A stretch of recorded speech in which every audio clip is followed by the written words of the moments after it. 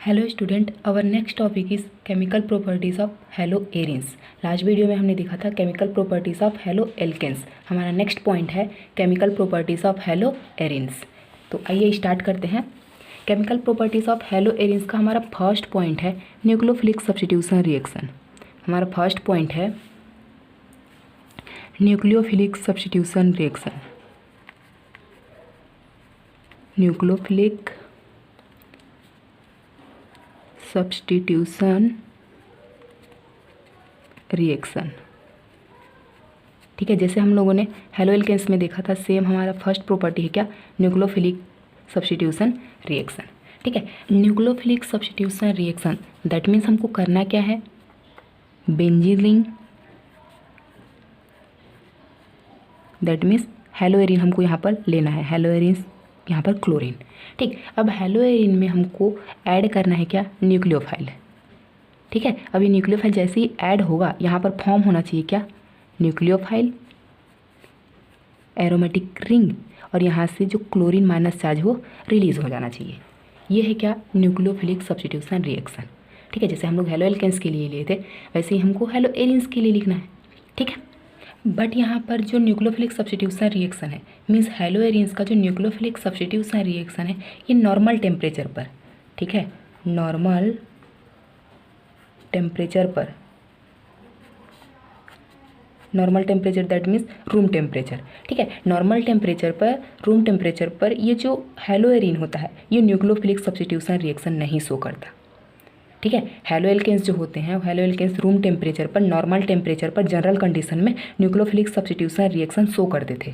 ठीक है, बट जो हेलो एरिन होते हैं वो नॉर्मल टेम्परेचर पर न्यूक्लियोफिलिक सब्स्टिट्यूशन रिएक्शन शो नहीं करते। ठीक है, अब न्यूक्लियोफिलिक सब्स्टिट्यूशन रिएक्शन शो नहीं करते तो क्यों नहीं करते, इसका रीज़न है। ठीक है, तो हमारा फर्स्ट रीज़न है क्या, रेजोनेंस इफेक्ट।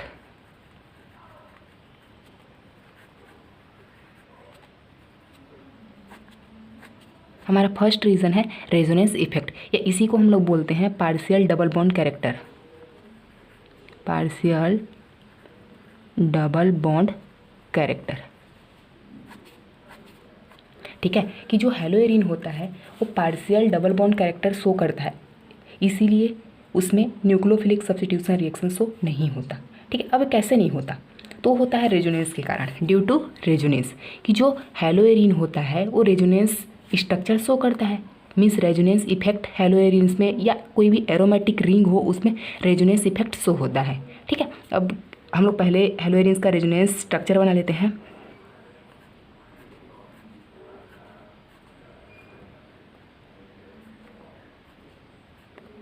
यहाँ पर क्लोरीन, ठीक है, यहाँ पर क्लोरीन में 3 lone pair of electron present रहते हैं।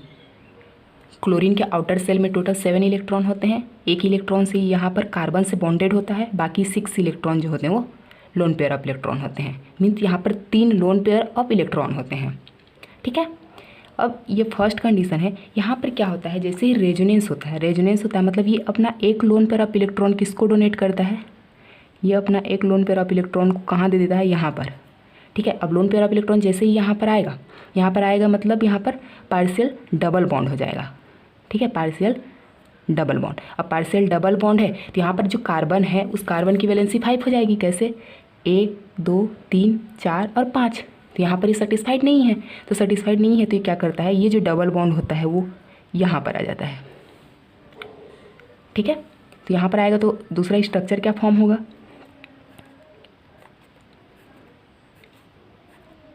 ये स्ट्रक्चर हमारा ऊपर में है क्या, क्लोरीन, यहाँ पर 2 लोन पेयर ऑफ इलेक्ट्रॉन।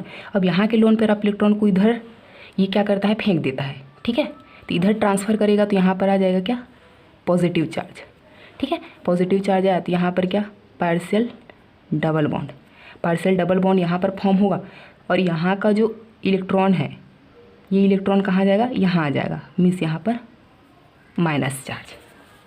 ठीक है, माइनस चार्ज आया तो माइनस चार्ज आएगा तो ये वाला बॉन्ड हमारा शिफ्ट हो गया यहाँ पर माइनस चार्ज में, तो ये माइनस चार्ज वाला जो होगा वो इलेक्ट्रॉन कहाँ शिफ्ट हो जाएगा, यहाँ पर। ठीक है, तो ये वाला ऑलरेडी हमारे पास है, ये हमारा फॉर्म हो जाएगा। ठीक है, अब ये माइनस चार्ज यहाँ पर आया तो ये वाला बॉन्ड कहाँ शिफ्ट हो जाएगा, यहाँ पर शिफ्ट हो जाएगा। तो हमारा नेक्स्ट स्ट्रक्चर क्या फॉर्म हो जाएगा, इस टाइप का। ये बना, यहाँ पर क्लोरीन पार्शियली डबल बॉन्ड, यहाँ पर ये एक स्ट्रक्चर, ये और ये माइनस चार्ज यहाँ पर आ गया। ठीक है, अब ये माइनस चार्ज यहाँ पर आया तो ये माइनस चार्ज फिर से अगर यहाँ शिफ्ट होगा तो ये डबल बॉन्ड वापस यहाँ से शिफ्ट हो जाएगा। तो हमारा नेक्स्ट स्ट्रक्चर क्या फॉर्म होगा,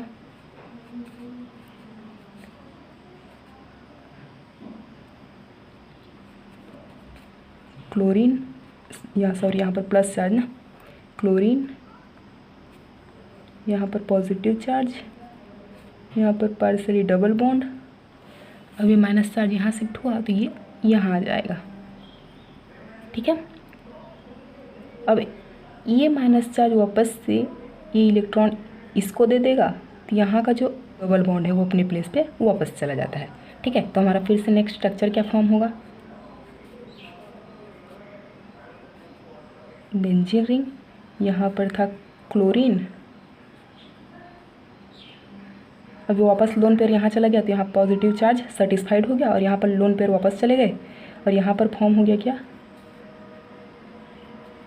ये। ठीक है, ये है क्या, रेजोनेंस स्ट्रक्चर ऑफ क्लोरोबेंजीन। ठीक है, एक बार और देख लेते हैं कि यहाँ पर ये होता कैसे। रेजोनेंस इफेक्ट में रेजोनेंस का मतलब होता है कि जो लोन पेयर ऑफ इलेक्ट्रॉन होते हैं, ठीक है, lone pair of electron that means हम लोग माइनस चार्ज से उसको शो करते हैं। तो ये जो माइनस चार्ज होते हैं इस पूरे रिंग में क्या होते हैं, रोटेट करते रहते हैं पूरे रिंग में, यहाँ से यहाँ, यहाँ से यहाँ, यहाँ से यहाँ, ये घूमते रहते हैं। ठीक है, तो फर्स्ट ये लोन पेयर ऑफ इलेक्ट्रॉन यहाँ आया तो यहाँ का डबल बॉन्ड यहाँ शिफ्ट हो गया तो ये स्ट्रक्चर बना। अब ये लोन पेयर ऑफ इलेक्ट्रॉन यहाँ आया तो यहाँ का डबल बॉन्ड यहाँ शिफ्ट हो गया तो यहाँ से आ गया।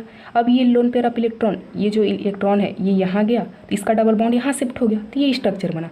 अब ये इलेक्ट्रॉन यहाँ आया तो इसका डबल बॉन्ड वापस अपने प्लेस पे चला गया और ये स्ट्रक्चर फॉर्म हो गया। ठीक है, ये है क्या, रेजोनेंस स्ट्रक्चर ऑफ क्लोरोबेंजीन। ठीक है, अब इस रेजोनेंस स्ट्रक्चर में मेन यहाँ पर रेजोनेंस इफेक्ट होता है पार्शियल डबल बॉन्ड कैरेक्टर। यहाँ पर जो क्लोरीन होता है ये प्लस आर रेजोनेंस इफेक्ट देता है। ठीक है, प्लस आर का मतलब होता है रेजोनेंस इफेक्ट।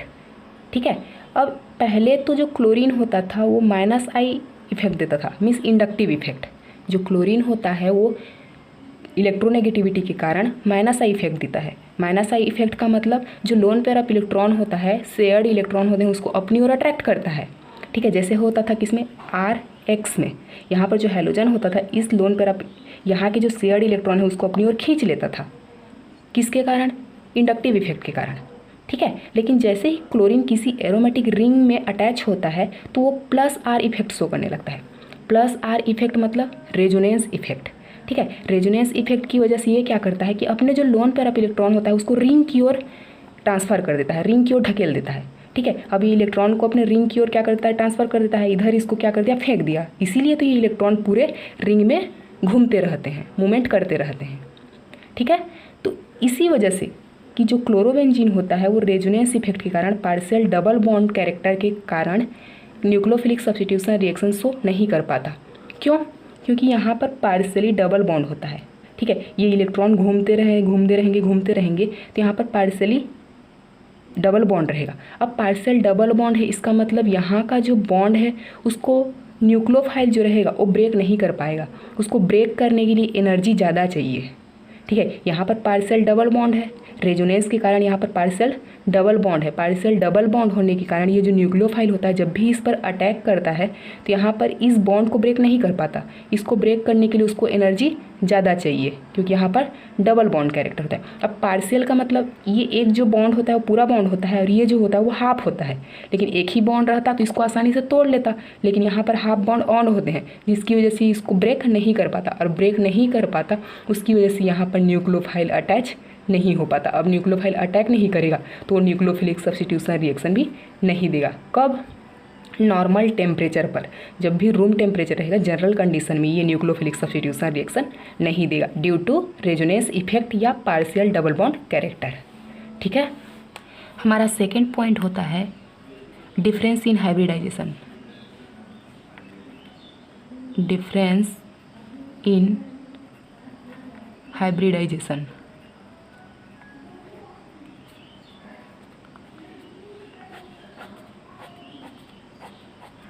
सेकेंड रीज़न क्या है? Difference in hybridization. जो कार्बन और हैलोजन, कार्बन टू हैलोजन जो बॉन्ड होता है, इसमें डिफरेंस होता है हाइब्रिडाइजेशन में। ठीक है, हमारे पास है हेलो एल्किन। सपोज हम लोग हेलो एल्किन के एग्जांपल ले लेते हैं। यहाँ पर हाइड्रोजन, ये हाइड्रोजन, हाइड्रोजन और यहाँ पर हैलोजन। ठीक है, और उसी को हम लोग अगर हेलो एरिन का एग्जांपल लेते हैं,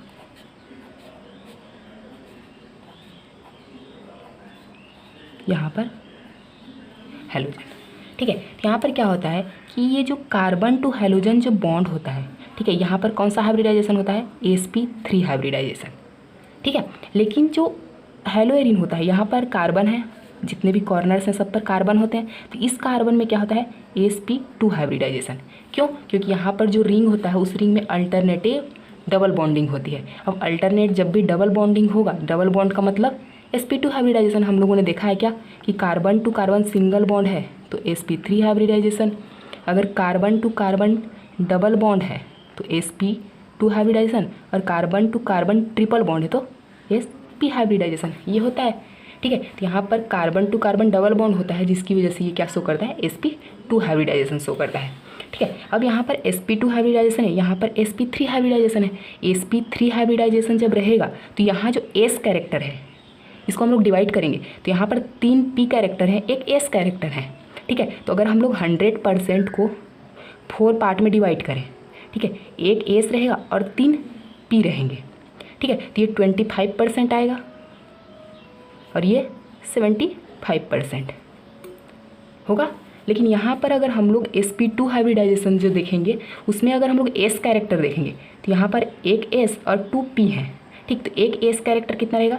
33.33%, और ये कितने रहेंगे? 66.66%। ठीक है, तो यहाँ पर जो s कैरेक्टर है वो ज़्यादा है और यहाँ का s कैरेक्टर कम है। ठीक है, अब जिसका s कैरेक्टर ज़्यादा रहेगा, जितना ज़्यादा s कैरेक्टर रहेगा उसकी इलेक्ट्रोनेगेटिविटी भी उतनी ही ज़्यादा होती है। ठीक है, जितना ज़्यादा s कैरेक्टर रहेगा उसकी इलेक्ट्रोनेगेटिविटी भी उतनी ही ज़्यादा होगी। ठीक है, s कैरेक्टर ज़्यादा होने की वजह से यहाँ की इलेक्ट्रोनेगेटिविटी भी क्या होगी? ज़्यादा होगी। अब इलेक्ट्रोनेगेटिविटी ज़्यादा होगा मतलब इन दोनों के बीच का जो बॉन्ड लेंथ है वो क्या होगा? कम होगा, क्योंकि दोनों में अट्रैक्शन फोर्स ज़्यादा रहेगा। अब बॉन्ड लेंथ जैसे ही कम होगा तो उसको ब्रेक करने के लिए हमको एनर्जी भी ज़्यादा चाहिए, और एनर्जी ज़्यादा चाहिए, इसी वजह से यहाँ पर न्यूक्लियोफाइल अटैक नहीं कर पाता।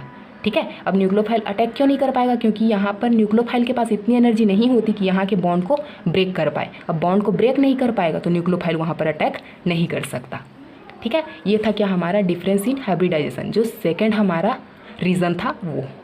ठीक है, एक बार और देख लेते हैं कि यहाँ पर जो कार्बन पर sp3 हाइब्रिडाइजेशन होता है और यहाँ पर कार्बन और हैलोजन के बीच में sp2 हाइब्रिडाइजेशन होता है। ठीक है, अब sp2 हाइब्रिडाइजेशन है तो यहाँ का s कैरेक्टर ज़्यादा होता है और यहाँ का s कैरेक्टर कम होता है। लेकिन जिसका s कैरेक्टर ज़्यादा होता है उसकी इलेक्ट्रोनेगेटिविटी ज़्यादा होती है, तो यहाँ की इलेक्ट्रोनेगेटिविटी इसके रेस्पेक्ट में ज़्यादा होती है। ठीक है, तो यहाँ पर इलेक्ट्रोनेगेटिविटी ज़्यादा होने के कारण ये जो बॉन्ड होता है उस बॉन्ड का लेंथ क्या होता है? कम होता है। क्यों? क्योंकि इनके बीच में फोर्स ऑफ अट्रैक्शन ज़्यादा होता है। ठीक है, अब लेंथ कम है मतलब उसको हमको तोड़ने के लिए एनर्जी ज़्यादा चाहिए, इसीलिए जो न्यूक्लियोफाइल यहाँ पर अटैक करता है यहाँ के बॉन्ड को ब्रेक नहीं कर पाता। अब बॉन्ड को ब्रेक नहीं कर पाएगा तो वहाँ पर न्यूक्लियोफाइल जाके अटैच नहीं हो सकता। ये था क्या? Second reason, difference in hybridization. हमारा थर्ड जो रीज़न होता है, ठीक है, एक लास्ट रीज़न है, थर्ड रीज़न है क्या? इनस्टेबिलिटी ऑफ फिनाइल आयन या फिनाइल केटायन। ठीक है, जो फिनाइल केटायन फॉर्म होता है वो अनस्टेबल होता है। ठीक है, जैसे यहाँ पर है हमारे पास क्लोरोबेंजीन। ठीक, क्लोरोबेंजीन में जैसे ही न्यूक्लियोफाइल अटैक करेगा यहाँ पर क्लोरीन को रिप्लेस कर देगा और फॉर्म क्या होना चाहिए? केटायन, जैसे SN1 रिएक्शन में होता था। ठीक है, जैसे केटायन यहाँ पर फॉर्म करेगा, ठीक है, तो ये केटायन जो होता है वो फॉर्म नहीं हो पाता। क्यों? क्योंकि ये अनस्टेबल कंपाउंड है। ठीक है, अनस्टेबल कंपाउंड होने की वजह से ये फॉर्म होगा ही नहीं, मीन्स यहाँ पर SN1 रिएक्शन होगा ही नहीं। ठीक है, क्योंकि SN1 जो रिएक्शन होता है उसमें कार्बोकेटायन का फॉर्मेशन होता है। किस में देखे थे हम लोग? हेलो एल्केन्स में। ठीक है। तो यहाँ पर जो क्लोरीन है उसमें जैसे न्यूक्लियोफाइल अटैक करता है तो फिनाइल आयन का फॉर्मेशन ही नहीं होता। क्यों? क्योंकि ये एक अनस्टेबल कंपाउंड होता है। ठीक है। अब अनस्टेबल कंपाउंड का फॉर्मेशन हो ही नहीं सकता, इसकी वजह से ये होता है क्या कि इस पर न्यूक्लियोफाइल अटैक नहीं कर सकता। ठीक है। इससे इनस्टेबिलिटी ऑफ फिनाइल केटायन, जो फिनाइल केटायन फॉर्म हुआ है, इसकी इनस्टेबिलिटी के कारण यहाँ पर न्यूक्लियोफाइल अटैक नहीं कर सकता। ठीक है।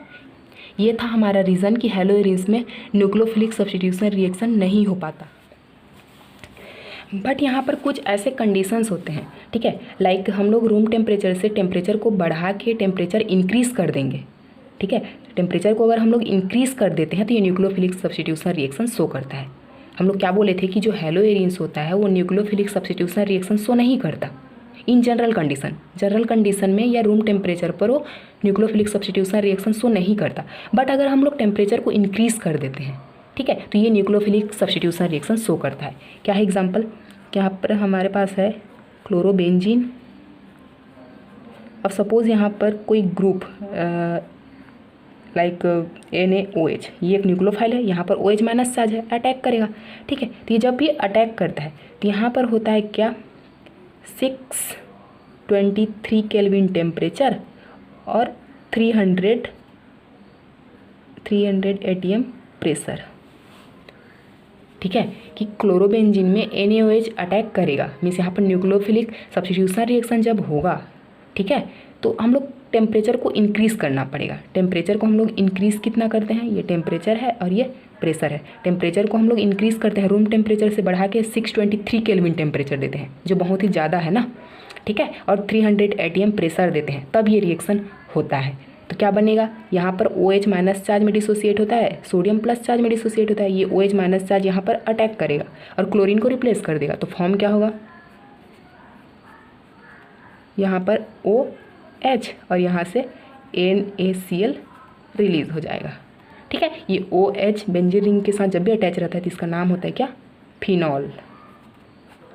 ठीक है। आगे जो चैप्टर है हमारा एल्कोहल, फिनॉल और ईथर, उसमें पढ़ेंगे। ठीक है। तो न्यूक्लियोफिलिक सब्स्टिट्यूशन रिएक्शन में नॉर्मल कंडीशन पर हैलोएरिन्स न्यूक्लियोफिलिक सब्स्टिट्यूशन रिएक्शन शो नहीं करते। बट अगर हम लोग टेम्परेचर और प्रेशर को इंक्रीज़ कर देते हैं, ठीक है, टेम्परेचर 623 केल्विन और प्रेशर 300 atm, इतना अगर टेम्परेचर और प्रेशर हम लोग इंक्रीज़ कर देते हैं तो ये न्यूक्लियोफिलिक सब्स्टिट्यूशन रिएक्शन शो करता है। ठीक है। हमारा सेकेंड प्रॉपर्टी है हैलोएरिन्स का electrophilic substitution reaction. Electrophilic substitution reaction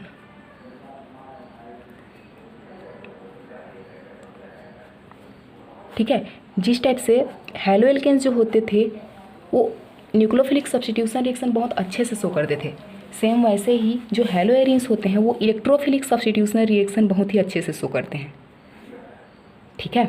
और इलेक्ट्रोफिलिक सब्स्टिट्यूशन रिएक्शन में मेनली हमको 3 पॉइंट्स को देखना है।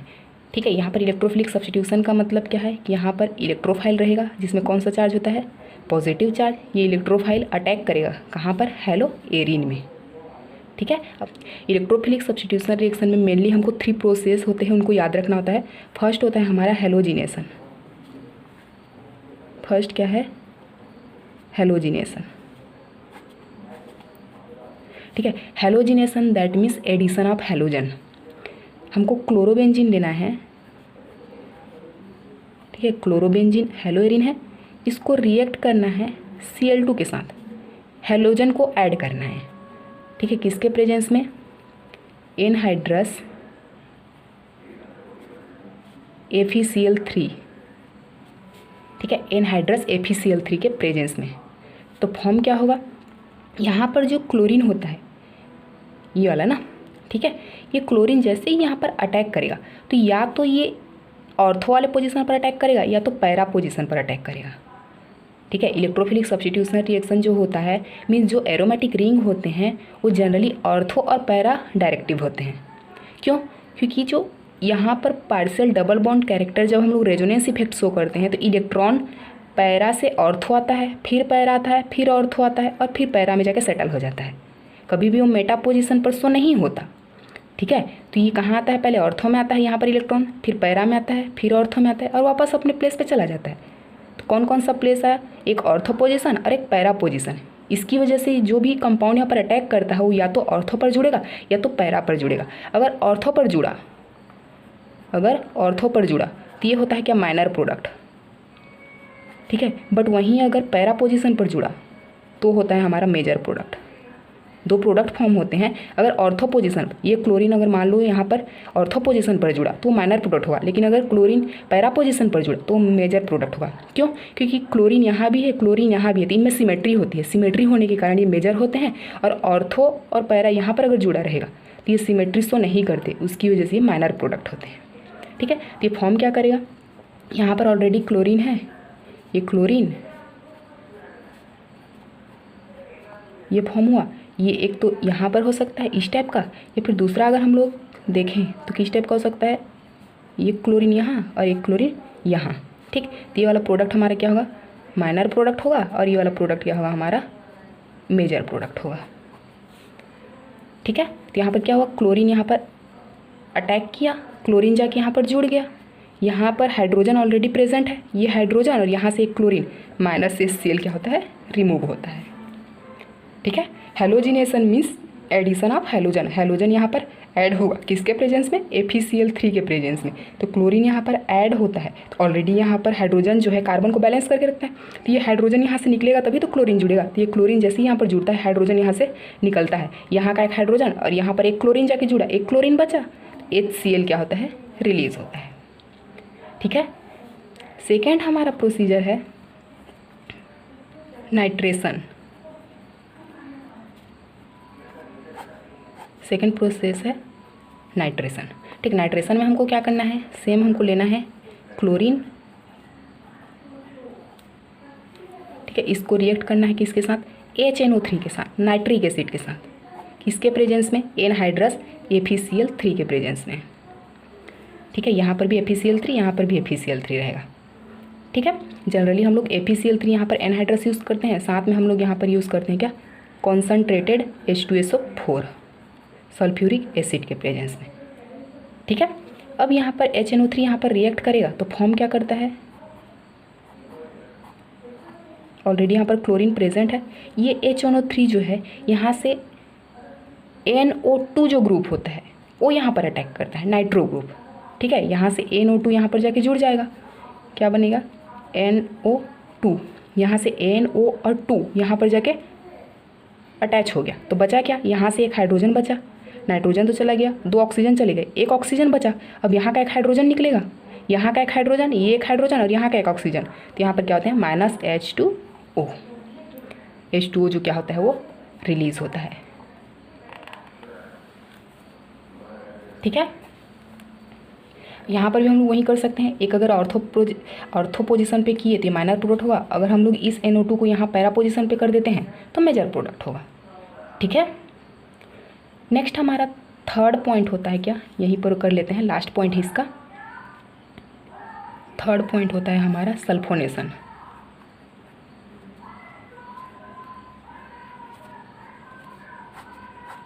लास्ट पॉइंट होता है सल्फोनेशन, ठीक। यहाँ पर भी हमको क्या लेना है,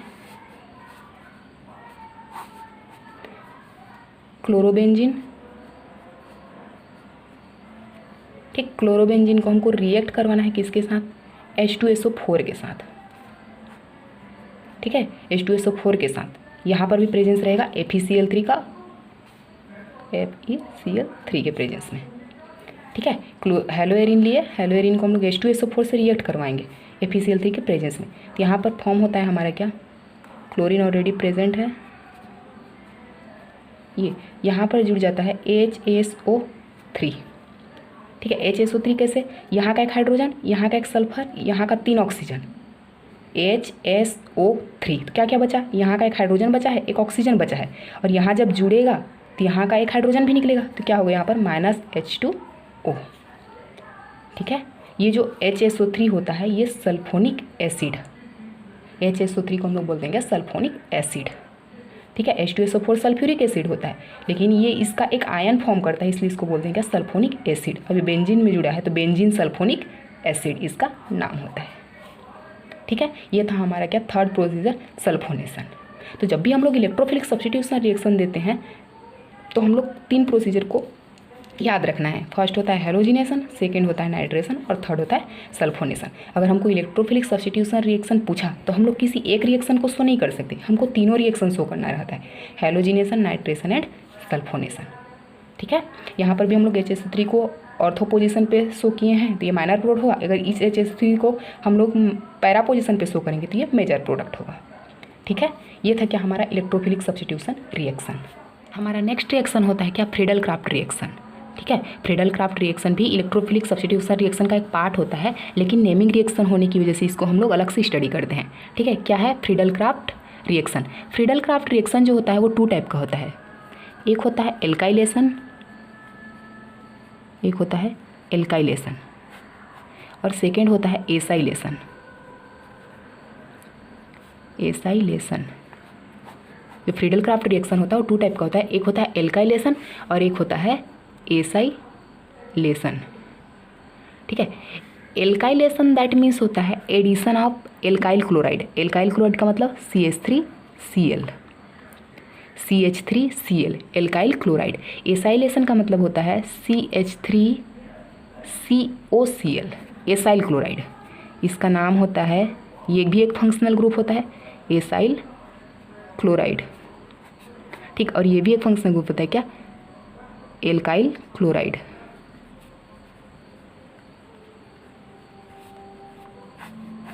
अगर एल्काइल क्लोराइड ऐड हुआ तो उसको हम लोग बोलते हैं एल्काइलेशन, अगर एसाइल क्लोराइड ऐड हुआ तो इसको बोलते हैं हम लोग क्या, एसाइलेशन। ठीक है, तो एक रिएक्शन देख लेते हैं हम लोग एल्काइलेशन के लिए, एक रिएक्शन देख लेते हैं एसाइलेशन के लिए। तो हमको पहले लेना है क्लोरोबेंजीन। क्लोरोबेंजीन में हमको रिएक्ट करना है CH3Cl को, किसके प्रेजेंस में, एनहाइड्रस FeCl3 के प्रेजेंस में, या एनहाइड्रस AlCl3 एल्युमिनियम ट्राइक्लोराइड भी यूज़ कर सकते हैं। ठीक है, तो फॉर्म क्या होगा, यहाँ से यहाँ पर क्लोरीन, अब यहाँ का जो CH3 है ये यहाँ पर अटैक करता है, CH3 जाके ऐड हो जाएगा CH3। अब यहाँ पर से हाइड्रोजन निकलेगा और यहाँ का क्लोरीन -HCl। ठीक है, अगर ऑर्थो पोजीशन पे किए तो माइनर प्रोडक्ट, इसी को अगर हम लोग पैरा पोजीशन पे जोड़ देंगे तो मेजर प्रोडक्ट। सेम हमको करना है किसके लिए, एसाइलेशन के लिए। यहाँ पर भी हमको क्लोरोबेंजीन लेना है, क्लोरोबेंजीन को रिएक्ट करना है CH3COCl के साथ, किसके प्रेजेंस में, FeCl3 के प्रेजेंस में। ठीक है, तो फॉर्म क्या करता है ये, क्लोरोबेंजीन और यहाँ पर फॉर्म होता है, इसको हम लोग यहाँ पर जोड़ लेते हैं क्या, COCH3। ठीक है, यहाँ पर हम लोग ऑर्थो पोजीशन पे भी जोड़ सकते हैं, पैरा पोजीशन पे भी जोड़ सकते हैं। अगर ऑर्थो पोजीशन पे अटैच किए तो वो माइनर प्रोडक्ट होगा, यहाँ पर करेंगे तो मेजर प्रोडक्ट होगा। ठीक है, यहाँ पर क्या, CH3CO जब यहाँ पर अटैक करेगा तो यहाँ का हाइड्रोजन निकलेगा और यहाँ का क्लोरीन क्या होगा, -HCl। ठीक है, एकदम इजी रिएक्शन है, बस हमको याद रखना है कि alkylation that means addition of alkyl chloride और acylation that means addition of acyl chloride. ठीक है, नेक्स्ट हमारा नेमिंग रिएक्शन है, फिटिग रिएक्शन। फिटिग रिएक्शन जो ऊर्ज रिएक्शन हम लोग पढ़े थे हेलो एल्केन्स में, सेम वैसा होता है फिटिग रिएक्शन। ठीक है, फैटिग रिएक्शन में हमको क्या करना है, हम लोग ऊर्ज रिएक्शन में लिए थे 2 मॉलिक्यूल हेलो एल्केन, यहाँ पर हमको लेना है 2 मॉलिक्यूल हेलो एरीन, यहाँ पर क्लोरीन।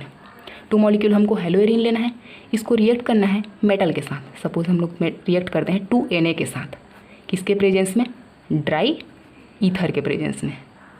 ठीक है, तो ये क्या फॉर्म करेगा, यहाँ पर 2 क्लोरीन है, यहाँ पर 2 Na है, क्या निकलेगा 2NaCl, रिलीज हो जाता है बाई प्रोडक्ट। फॉर्म क्या होता है, यहाँ पर एक फिनाइल ग्रुप बचा, यहाँ पर 2 मॉलिक्यूल है तो 2 फिनाइल ग्रुप बचे, तो इसको हम लोग इस टाइप से फॉर्म करते हैं, ये एक ठो,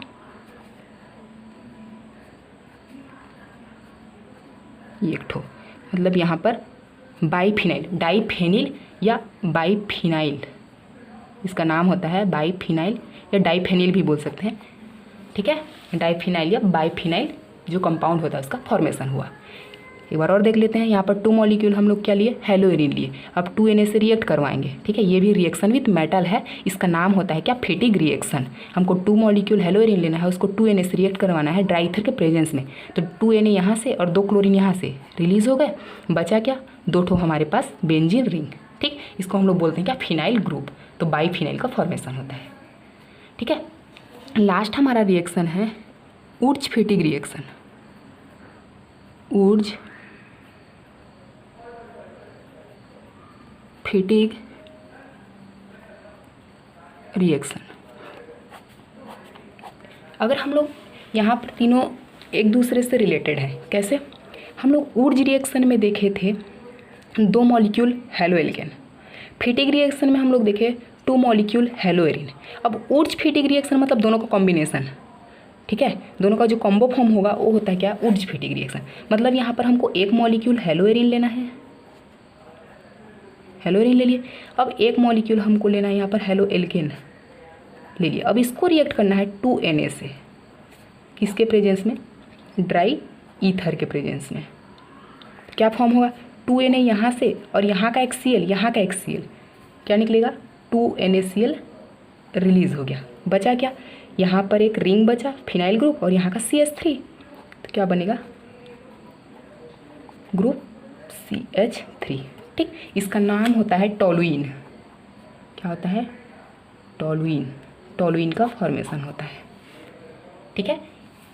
जो हमारे तीनों रिएक्शन थे, उर्ज रिएक्शन, फेटिग रिएक्शन और उर्ज फेटिग रिएक्शन, तीनों इंपॉर्टेंट हैं, तीनों एक दूसरे से रिलेटेड होते हैं, ठीक है। उर्ज रिएक्शन में हमको 2 मॉलिक्यूल्स हेलो एल्केन्स लेना रहता है, उसको 2Na से रिएक्ट करवाना रहता है। फेटिग रिएक्शन में हमको 2 मॉलिक्यूल हेलो एरिन लेना है, उसको 2Na से रिएक्ट करवाना है। और उर्ज फेटिग रिएक्शन मतलब दोनों को एक एक लेना है। यहाँ पर एक हेलो एरिन, एक हेलो एल्केन, ये है क्लोरोबेंजीन, ये है मिथाइल क्लोराइड, दोनों को लिया और 2Na से रिएक्ट करवाए, ठीक है। तो 2NaCl यहाँ का 2Na और यहाँ से 2 Cl रिलीज हो गए, बचा क्या, बेंजीन रिंग और CH3। तो बेंजीन रिंग में CH3 जब अटैच होता है तो उसका नाम होता है टॉलुइन, ठीक है।